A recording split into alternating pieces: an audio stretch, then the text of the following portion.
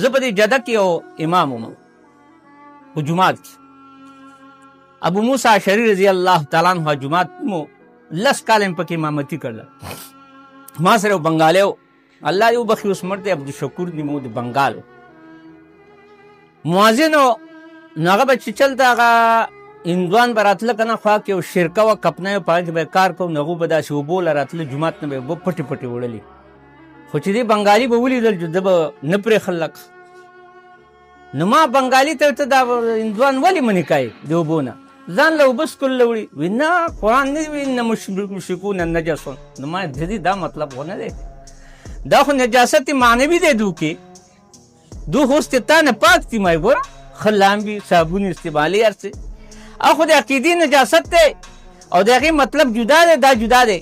بهر حال یو ځله زه ماسپښین داسې 2 بجې د کمرې نه ووتم خپله، چې ګورم چې هندوان راغل دي، دا جګان وسکه دي او دا کولرې غوندې ځان له چې دی اوبو یخې اوبه وړي.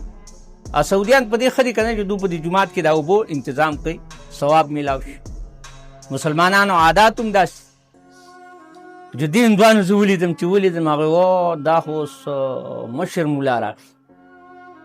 هغه خو وړوکی ملا و او دا خو مشر ملا دی. زموږ بېعزتي کوي. جومات داسې کتل چې هغوی هغه اوبه دا کړي. ما یې اوبه وایسته ځله، ما ته داسې اوبه وایسئ چې هغوی ما ته دغسې ګوري اریانه چې دی خو مشر ملا دی او دغه دی متوا دی، هغه نه پرېږدي نو دی به څنګه پرېږدي؟ خیر ما ورته ویې هېڅ خبره نشته. وی هغه بنګالی خو موږ منې کوي، هغه متوا. ما هغه په اسلام نه دی پوهېږي، هغه اسلام نه دی پوهېږي. اسلام دا معنی نه ده چې هغه یو دم داسې ونه شي. نو ما باندې اثر وکړو چې ګوره د اسلام نوم مې ورته واخیست، یو دم په دې خلکو یې اثر وکړو. دا خو د موږ نه ښه دي. ما یې په زړه کې پرېږدي چې دومره خو د اسلام عزت سات، موږ کې خو دومره عزت نشته د اسلام. داسې متوجه شله راته. ما یې ویسې اوبه. خیر دی چې هغه بنګالي بیا هلته هغه وخت کې مه وړی لکه.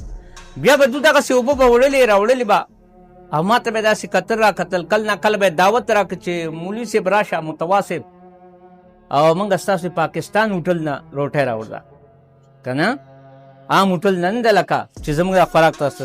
خو به هر حال ما به ورته وایي چې زه نشم راتلی. دغسې ورځې تېرېدلې، یو میاشت چې تېره شله، نو اوس 35 کسان دي په دغه کپنۍ کې، هندوان، زرتشت، دا خلک دا په دې کپنۍ کې دي. ما ته یې وایي چې مونږ مسلمان کیږو. نو ما ورته زه تاسو نشم مسلمان کولی، او سعودي عرب دی، د ځان له قانون دی که نه، او تاسو به ځای ته بوځم د مسلمانۍ چې هلته هغوی به دل کلمه ووایي، بیا به درته کلمات ښیي، دین به درته ښیي، بیا به درله دغه هم راکړي، کارډ به راکوي، هر څه به راکوي. یو جومات و هلته، هغې ته مې بوتله حي السلامه کې. هغو ډېر خوشحاله شوي، دا خو تا ډېر کسان راوستل. نو 35 کسانو 35 کسانو. هغه 35 والا چې دی، ما چې ورته وایي چې نبي علیه السلام دا وایي لکه چې چا یو مسلمان له اوبه ورکړي، یو انسان له اوبه ورکړي، روح له اوبه ورکړي، نو الله وله جنت ورکوي. نو هغو داسې یو دم داسې نیه شله، سټان ټول شله.